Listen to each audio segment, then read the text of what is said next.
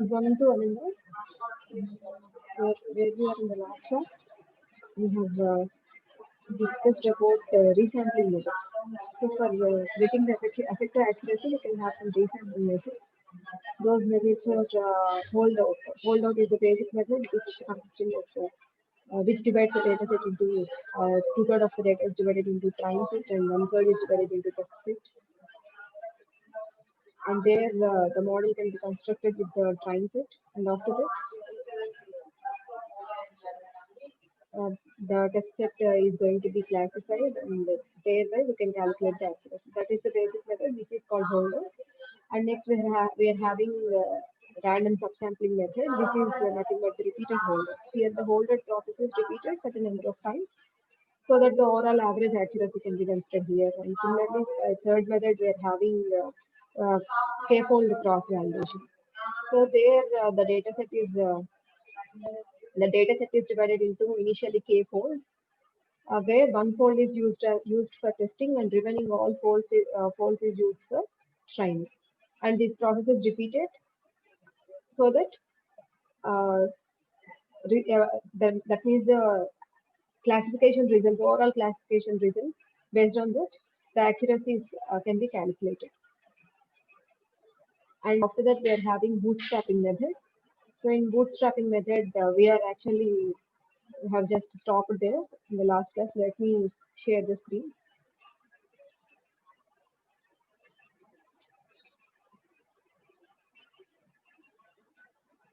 So in the bootstrapping method, initially we have certain elements, and after that we need to draw some b number of samples, where each sample consisting of n number of elements. And what is the constraint here?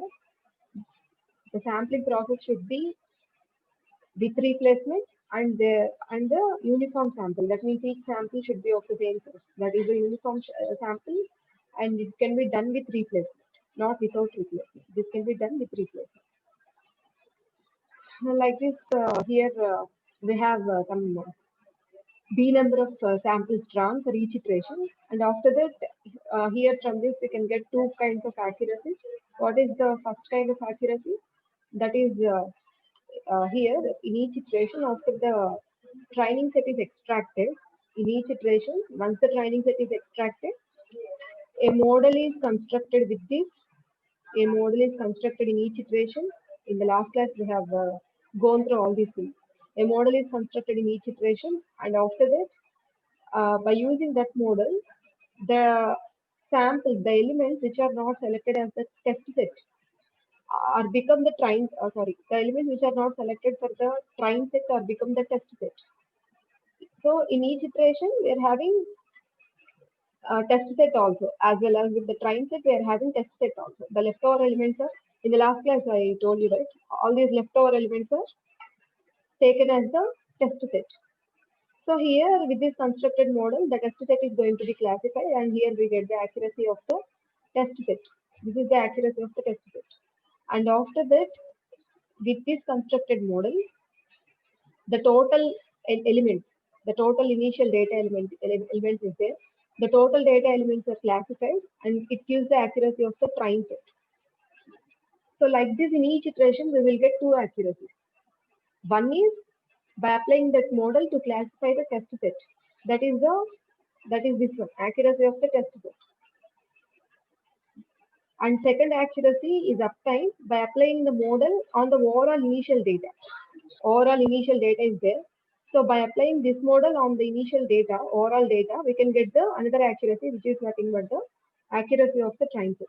So like this way, we will get two accuracies for each iteration, and these two accuracies can be helpful for getting the overall accuracy of the model.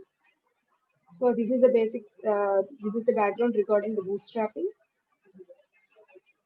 So here there are several bootstrapping methods exist out of that. 0.632 bootstrap is a familiar method. So there it says that, so in each iteration we are drawing some number of elements as the train set, right? So in each iteration, that means in the first iteration we are drawing some elements. and we are placing back to the data set. And in the second iteration also we are drawing some elements, and in the third iteration also we are drawing some elements. In this way, out of all the elements present in the data set, on an average of approximately 63.2% of the data elements are taken as the 63.2% of the data elements are taken as the train set, where on an average approximately 36.8% of the data elements are taken as the test set in all iterations, not in a single iteration. So according to this method, the statistics reveals that on an average 63.2% of overall data is utilized as the train set. That's why the name comes as 0.632. So here is the formula for calculating the overall accuracy of the entire model. So which is given as here. This is K indicates the total number of iterations. That means total number of samples we are having, and 0.632 into this is what accuracy of the test set. So how it is obtained? By applying the model on the test set. And here plus 0.368 into this is what accuracy of the train set. So this can be obtained by applying the model to classify the entire data. So in this way, we can get the overall accuracy of the system. So with this, our first part of the chapter 4 is over. That is the classification and prediction. So we are moving to the second part, which is talking about the cluster analysis. This is the second part of the model.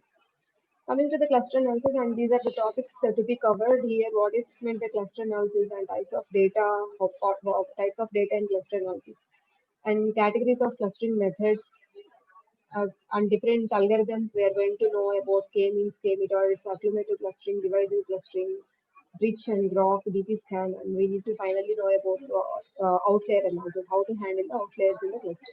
So first of all, coming to the before coming to that topic directly, is my voice is clear, right? Yes, ma'am. Yes, ma'am. Okay. So before going to the topic directly, let me give some basics about that. So here in machine learning, we are having two kinds of learning: unsupervised learning and supervised learning. So as the name itself indicates, if you observe this supervised learning, if you observe this term supervised learning, what is meant by supervisor? So if at all in your BTech final year project, each of your team, that means you people are divided into several teams, and each of your team may have a supervisor. That means may have a guide to guide your project, right? Supervisor in the sense, guide or supervisor in the sense, some existing knowledge is there for you to move further. Suppose unsupervised learning in the sense, there is no prior knowledge exists, and we need to move blindly like that. So here in this context of machine learning, supervised learning in the sense, here learning is done by example. Here learning is done by examples. That means based on existing examples only, we can able to learn further. So here the data set consisting of labels. So here it deals with the label data.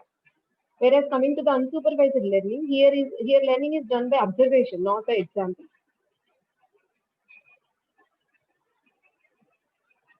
So here learning is done by observation because it deals with the unlabeled data. It deals with the unlabeled data. That is the basic difference. So in supervised learning, we are having classification methods and regression methods. That means the prediction method. Whereas in unsupervised learning, for performing unsupervised learning, we are having the process of clustering. So here, till now, we have performed supervised learning. That means we have taken some label data. So for the train set, we are having label data, right? With the data only, we are going to construct the model. If at all there is no label data exists, we can't construct the model because we can't train the model. Training ante ela chestunnav? If at all student value is this, and if at all age is middle age, and if at all crediting is failed, and by computer is equal to some yes. That means that yes or no is the label of that overall data set. So for each tuple, we are having the particular label. So based on that label only, we are going to train the model, we are going to construct the model in case of supervised learning. Whereas in unsupervised learning, we don't get any kind of label data. So we don't get any kind of basic examples. So that's why supervised learning is done by, one second.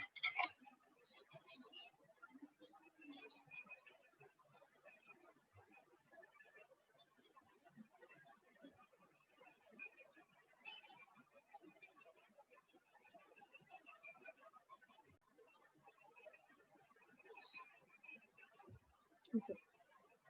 So here, supervised learning is done by examples, and whereas in unsupervised learning is done by observation. So here actually we are doing some process of prediction. That means we are making some future predictions here. Whereas in this case, we are just doing some analysis of the existing data. So here unsupervised machine learning do not rely on the labeled data, and here learning is done by observation. So these are the just differences of supervised and unsupervised learning. Input data is labeled here, whereas here is unlabeled. And here it uses training data, it uses overall data. There is no training and testing data in case of unsupervised learning. And this is particularly used for predicting the making the future predictions, whereas it is used for making the analysis. And here classification and regression methods are there. And here clustering and dimensional reduction, etc. are there to perform the unsupervised learning. And coming to the cluster analysis, what is meant by cluster? Did you heard the word cluster? I think you already have in the third year, right? So clustering is the process of grouping the elements of same kind together.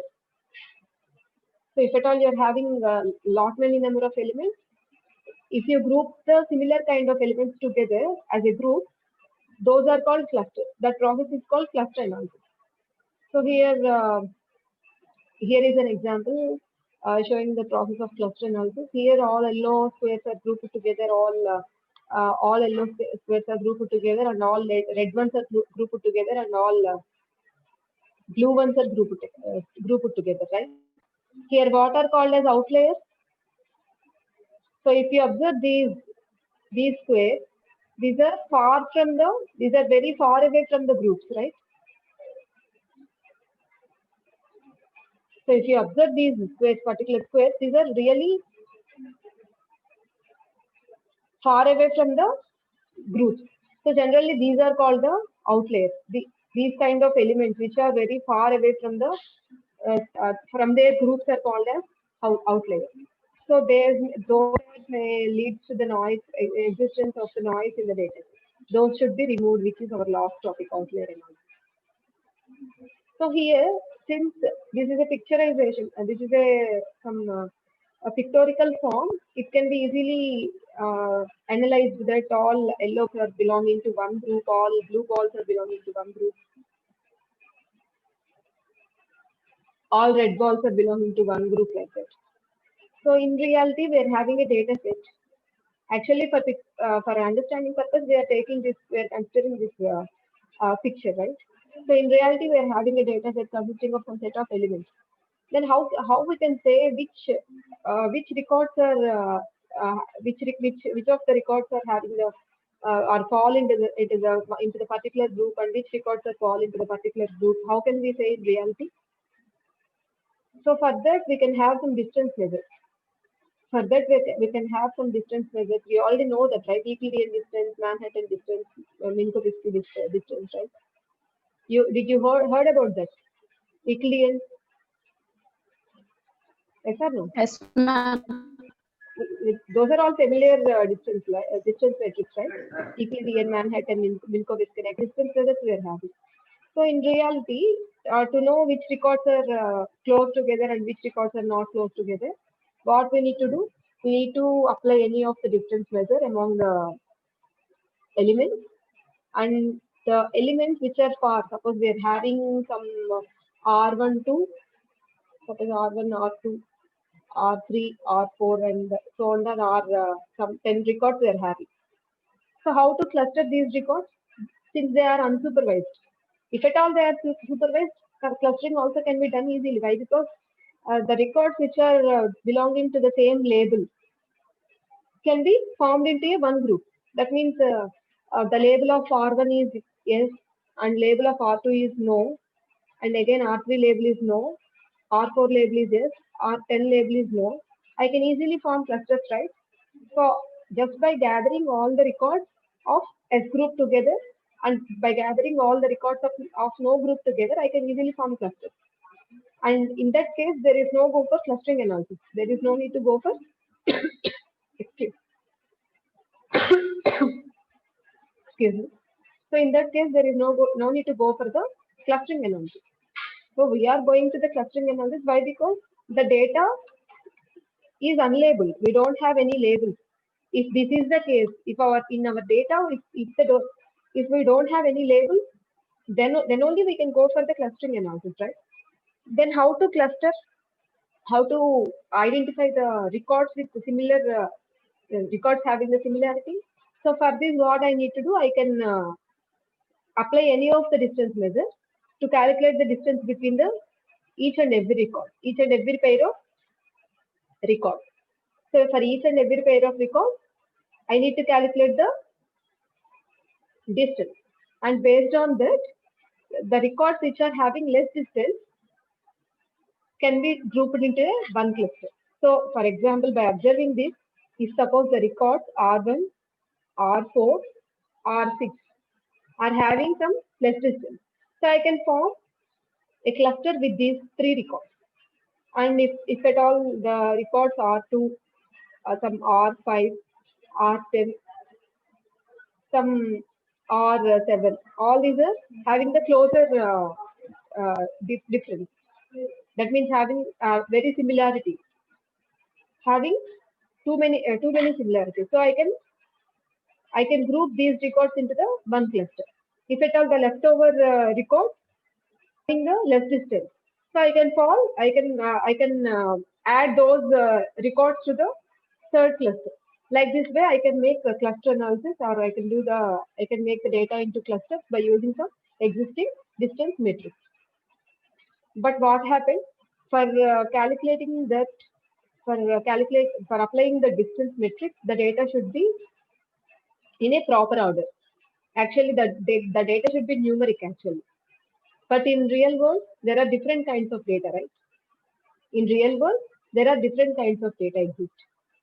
So if at all there is a numeric data, we can directly apply those distance measures, and we can able to get the closeness among the records.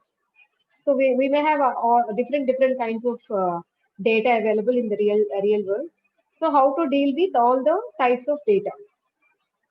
So how to deal with all the types of data, and how to get the difference or distance between the records, or this is only the way, or is there any other way exist for identifying the closeness among the elements? We will see in this class only.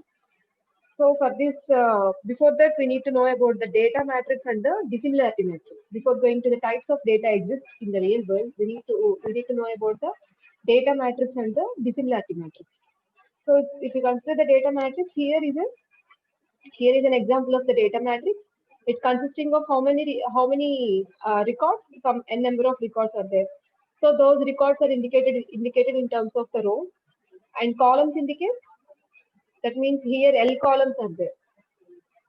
L columns indicate L variable, right?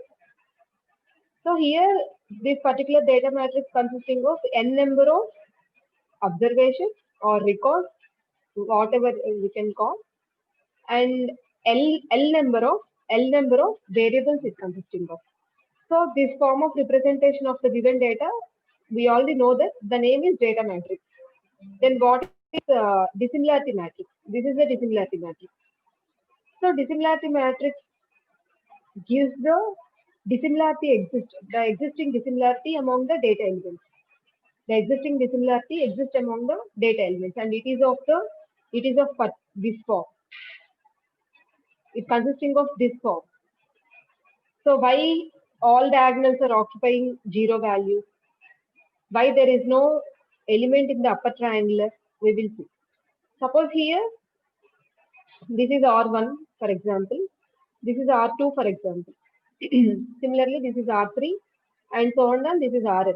Similarly, here also we are having R1, and this is R2, and so on. Here is Rn. So, what is the dissimilarity exists between R1 and R1? If you observe this, is there any dissimilarity exist between R1 and R1?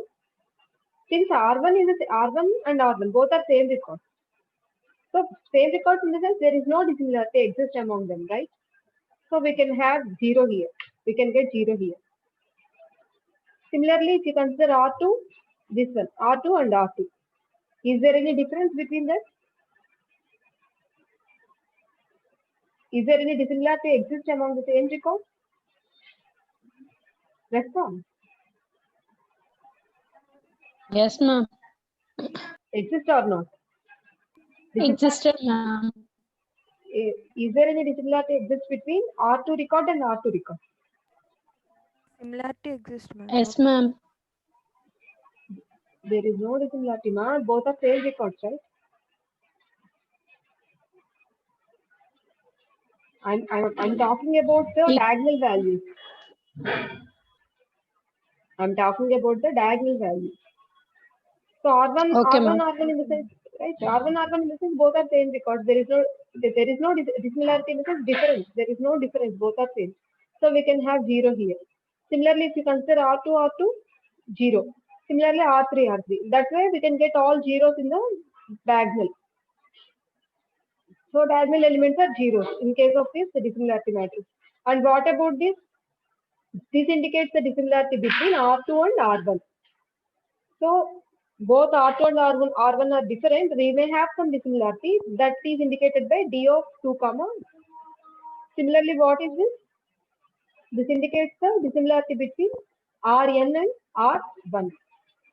And similarly, this indicates the dissimilarity between Rn and R2. And why there are no elements in the upper triangle?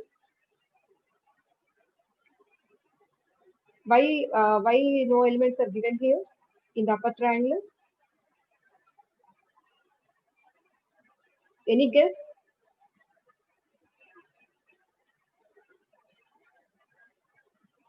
Any guess about this? Why? Because suppose here I am having certain element x. What it means? It indicates what? Difference between what? ఇంకా లెగవలేదా ఎవరు నిద్ర? Rn and R2, ma'am. Rn. I'm asking about this. Yes, ma'am. Last R2. Okay, ma'am. R2 and R1, ma'am. Yes, difference between R2 and R1. Here we are having difference between R2 and R1. Here we are having difference between R1 and R2. Both are same, right? Difference between R2 Yes, ma'am. difference, yes. So no need to write again, right? So similarly here also, what is this? What is this value indicate? Difference between? R1 and Rn. We already have that in the lower triangular, right? Yes, ma'am. Where we have? What is that? D of n. Indication. Yes, this is the difference. This indicates the difference between Rn and R1 or R1 and Rn. Both are same. Since no need to find the difference again and again between the same elements. So we no need to mention any kind of elements in the upper triangular matrix. So only we are having lower triangular matrix and all the elements of diagonal will become 0. Why? Because difference between same elements will become the 0. So this is the dissimilarity matrix. So this kind of dissimilarity matrix we need this kind of dissimilarity matrix for the total data set. So for the total data set, before going for the clustering process, we need this kind of dissimilarity matrix. So how can we calculate the dissimilarity between some record particular, for example, D of 2 comma 1, say, let's say D of 2 comma 1. So how can we find the dissimilarity in the sense? We are having, just like we discussed, just now we have discussed, we are having different methods for calculating the dissimilarity in the sense. It can be calculated with the help of some distance functions only, like Euclidean, Manhattan, Minkowski, etc.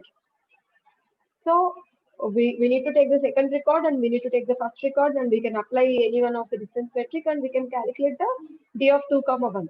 Like that we can calculate all the others. But what happened in the sense, we are having some different kinds of data sets available in the exist in the real world environment. So now we are going to deal with the, we are going to first know about the different kinds of data sets exist and how to deal with those kinds of data sets we will see. And before that, we are having just an example of the dissimilarity matrix. So if at all this is your data matrix, so how this is the obtained dissimilarity matrix by using the Euclidean distance.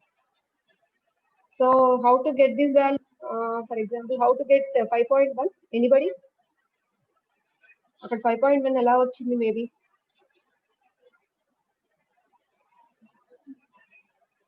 That indicates what? 5.1 indicates what? No calculation is needed. I'm not asking about the calculation. I just want the process behind it. How to get? The distance between x3 and x2, ma'am. Very good. Distance between x3 and x2. So what is x3? x3 is this one. And x2 is this one. So you can apply any of the distance methods. And here in this example, they have used Euclidean. So we need to go for the formula of Euclidean distance and we can apply directly this and you can get the dissimilarity matrix. So by observing dissimilarity matrix, which elements are dissimilar, more dissimilar? So what is x4 the and x3, ma'am. x4, x3? Yes. So x4, x3 are more dissimilar. Why? Because 5.39 is the maximum value here in the table. So from that, what we can understand that? So if at all some clusters are formed from this data, it can be make sure that x4 and x3 should not fall into the same clusters, right or not?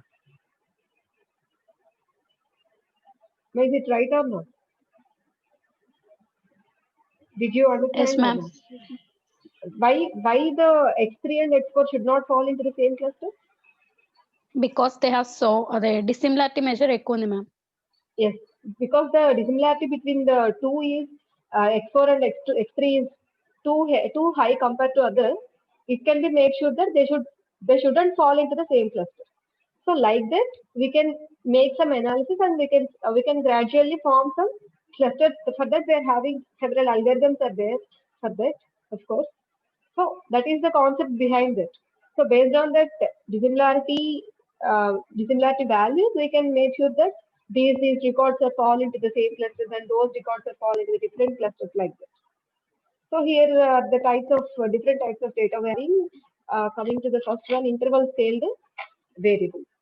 So these are the general numerical data. Example includes the salary, height of the person, etc., etc. Weight, weather, temperature. All those are comes under interval scale variables. And coming to the second one, binary variable. So here, as the name itself indicates that, how many values it may consisting of? 2. 2, since it is named as binary. So examples are also given here. Gender. So if you consider the attribute gender, it may consisting of 2 values, male, female. Similarly, suppose has cancer is an attribute. That means medical data is there, and there we are having has cancer as an attribute. So for that also we are having 2 values, true or false, or yes or no, like that. And similarly, in our previous example, you can take student. So what are the values of student we are having in the previous example?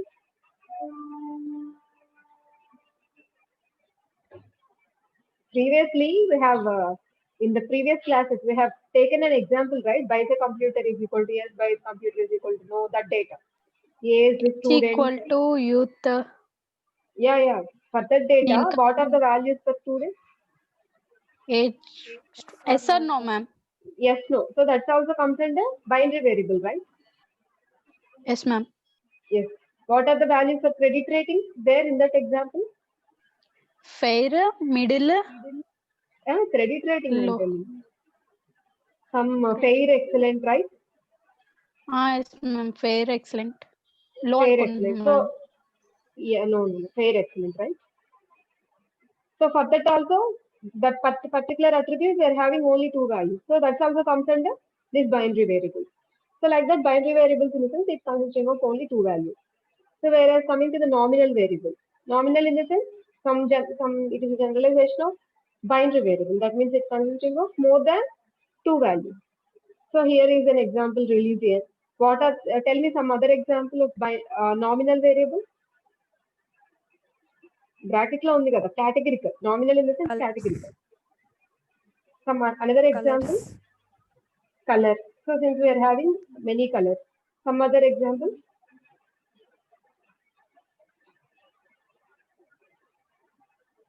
some profession, Branch ma'am.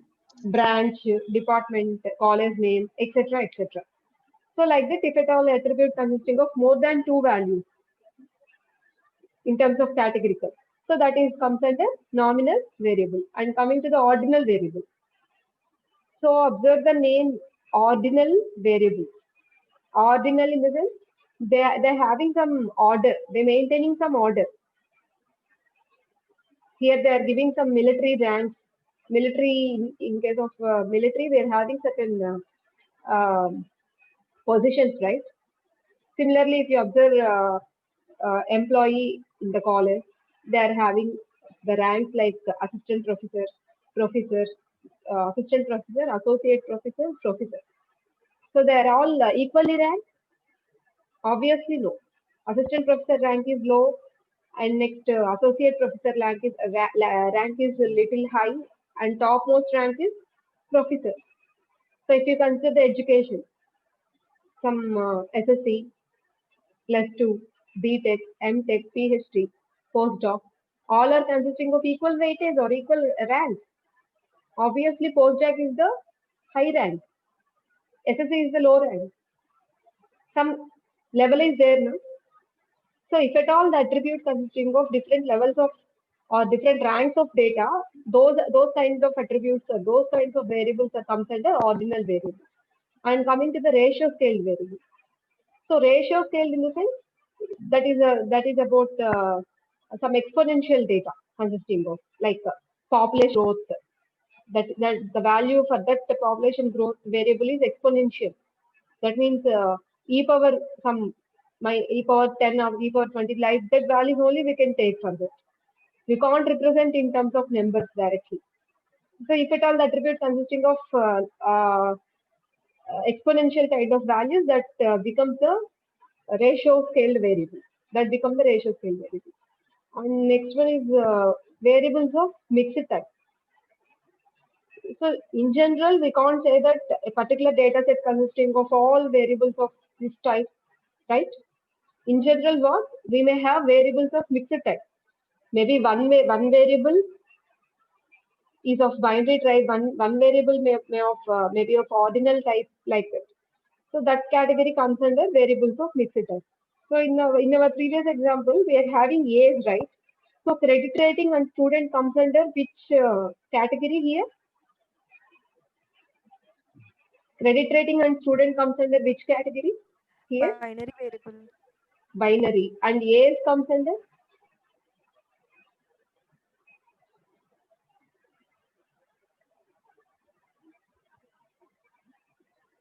Age. What are the values for age? Young, middle-aged, old. Then it comes under what? Check one by one otherwise. Nominal, ma'am. Yes, yes. So that comes under nominal variable. And now let's come to the interval scale variable. So what are the examples of interval scale variable? General numerical data, right? Salary, height. So if you observe the same example, salary and height, the salary is in terms of generally in terms of thousands, right? So I can say that the salary is 30,000, like leదంటే, or the salary is 50,000 like that. So height, generally height, the scale of the height is generally between 1 to 10. That means the height I can say that some 5.4 some 7, 6, like that. That means what here you observe, in case of interval scaled variable, the scale of each variable is different, right?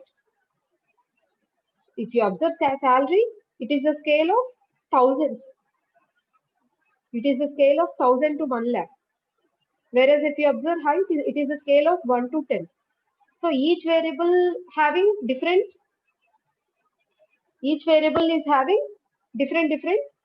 scale of values.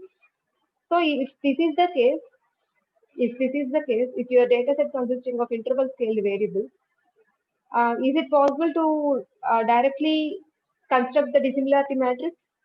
Why? Because for the construction of dissimilarity matrix, what we need to calculate the distance between each and every record. So to calculate the distance between each and every record, to make some calculation, both the records should be in the same range. Otherwise, not many errors may occur. Both the records should be of the same range. So for that, here before going to that, we need to perform scaling or process of standardization or normalization, all are same. So here directly before going to construct the dissimilarity matrix, in case of interval scaled variables, we need to perform the standardization. So for that standardization, we are having some methods like Z-score method is there, min-max normalization, like that methods we are having for performing standardization. So here they have used for standardization, this is the formula, Z-score is equal to that particular value minus mean value of the total variable by standard deviation. This is the formula for the Z-score normalization. So we can get the normalized value like this. So original value minus mean of the total values of the variables by standard deviation. So here instead of standard deviation, generally they have used standard deviation here, but here instead of standard deviation, they have used some mean absolute deviation. They have used mean absolute deviation, and this is the formula for the mean absolute deviation. 1 by total number of elements of that variable, and next mod of particular element minus mean value. So in this way, we will get the mean absolute deviation for the overall variable. And by substituting that here, we can get the normalized value of that particular element. So we need to apply it for each and every element so that the entire variable can get normalized. This should be placed in a loop to repeat too many number of times. So here, after doing this, we can make our data standardized.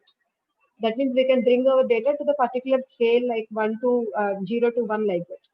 So after that, we can go for what? We can apply any of the distance measures and we can generate the dissimilarity matrix. So here are the formulas for the Euclidean distance. This we already know that, right? This is the formula for the Euclidean distance and this is the formula for the Manhattan distance. And here is an example. You can calculate the Euclidean or Manhattan. How to calculate the Euclidean distance between the two? 1 minus 3 whole square plus 2 minus 5 whole square. Like that, this is the Euclidean distance. So basic formulas are there. You have already go through all the formulas. You have already gone through. So here are some distance rules exist for both the Euclidean and Manhattan distance measures.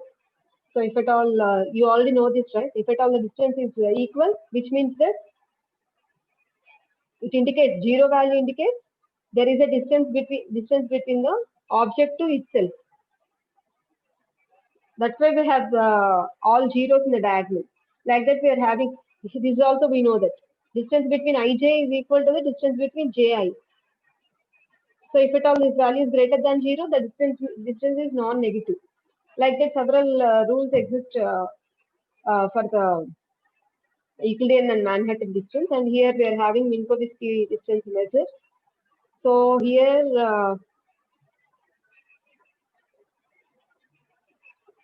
so like that we are having different formulas with us.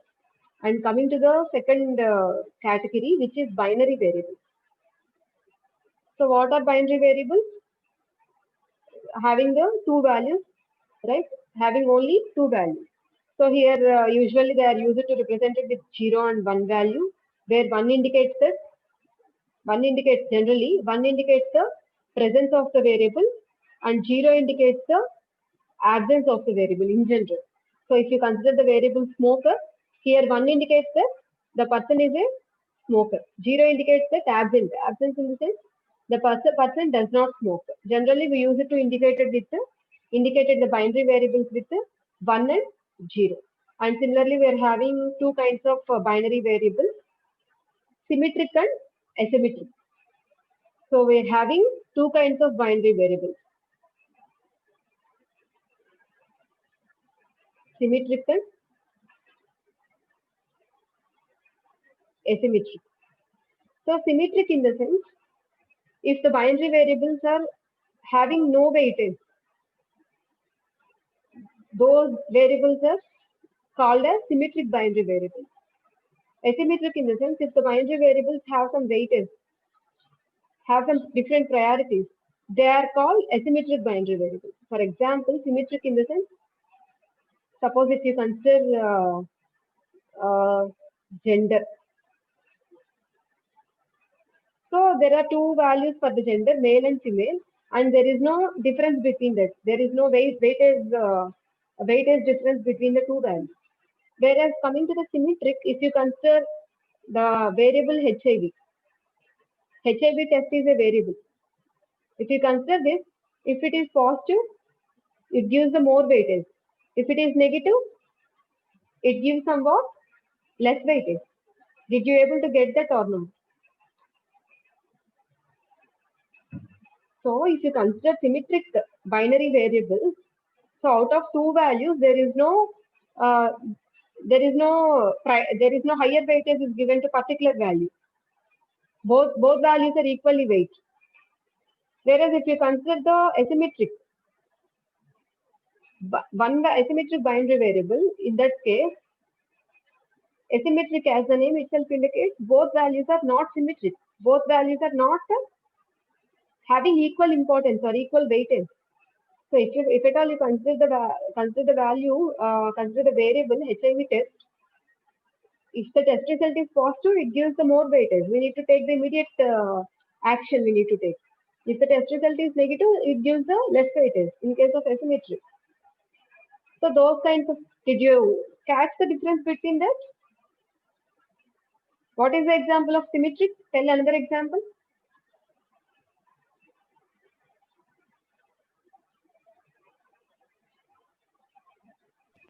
Student, ma'am, symmetric. Student, yes. So student value, if at all the student value is, there is no problem, and if at all it is no, there is no problem. So like this, if at all equal weightage is there for both the values, those are called symmetric. Otherwise, they are asymmetric. So before going to that, we can't use the previous distance matrix, dissimilarity matrix here for calculating the dissimilarity between the binary variables, because we can't apply the previous methods like Euclidean distance, like that method here we can't apply, because here the values are only 0 and 1, presence or absence of that value. So here there is some different confusion matrix is there, contingency table is there here. So here there exists some 2 by 2 contingency table for finding the dissimilarity among the variables. So here is the 2 by 2 contingency table, and here it indicates that number of variables having both the one value. It indicates number of variables having, that means it indicates that object I value is 1 and object j value is 0. So R indicates the number of variables having 1 for object I and 0 for object j. Similarly, it indicates that S indicates that number of variables having 0 for object I and 1 for object j. Similarly, T indicates that number of variables having both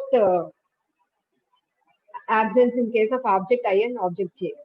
So first we need to project our data with this contingency table. So first we need to create this contingency table for our data, and after that This indicates what? Total number of variables having one value in object I and total number of variables having zero value in object I, like this. So P indicates total number of elements. That means Q plus R plus S plus T. So here, in case of symmetric binary dissimilarity, to calculate the binary dissimilarity for the symmetric variable, if the binary variable is symmetric, this is the formula. So what is this? We need to calculate the dissimilarity. So where we can get the dissimilarity from this table? So here, with S and R, we can get the dissimilarity. Because with the Q and the T, we can get the similarity. Why? Because here, if ones are matched, it becomes Q. If zeros are matched, it becomes T. Dissimilarity in the sense, we can get the S and R. Did you understand that? Because S indicates the number of variables having 0 for one object and 1 for another object. That means they are dissimilar, somewhat dissimilar. So we need to add S plus R by total number of elements. It will be given by this, S plus R by total number of elements. So in this way, you can able to get the dissimilarity exists among the binary variables, where in case of symmetric. So whereas in case of asymmetric, which is negligible? In case of asymmetric, which is negligible generally? If at all HIV positive is there, HIV negative is there, which is having more weightage? Positive. Positive, ma'am. Positive, yes, positive having the more weightage. We can neglect the negative. So in case of asymmetric also, we can neglect this value we can neglect. Why? Because it's consisting of both negatives. So in case of asymmetric binary variable, we can neglect this T value. So here P is equal to Q plus R plus S. This only we can consider here. So in this formula, we can neglect the T value. In this formula, we can neglect the T value in case of what? Asymmetric binary variable. So here we can neglect the T here. So similarly, along with the dissimilarity, calculating the dissimilarity, we can also calculate the similarity among the objects. So for dissimilarity, we have taken here R and S. In the numerator, we have taken R and S. Whereas for calculating the similarity, we need to take Q. Why? Because Q indicates similarity value. Of course, T also indicates similarity, but we need to neglect T here, right? So we need to only consider Q here. So like this, we can get the dissimilarity among the binary variable. And here is an example. So if at all in the data set, how to calculate the dissimilarity among the two records is presented here. You can go through this after I will post the PPT right in the group after completion of the 4th unit. There you can go through that, how to calculate the dissimilarity among the variables. So I'm going to end this class, and in the next class we will see about the remaining data values. Thank you.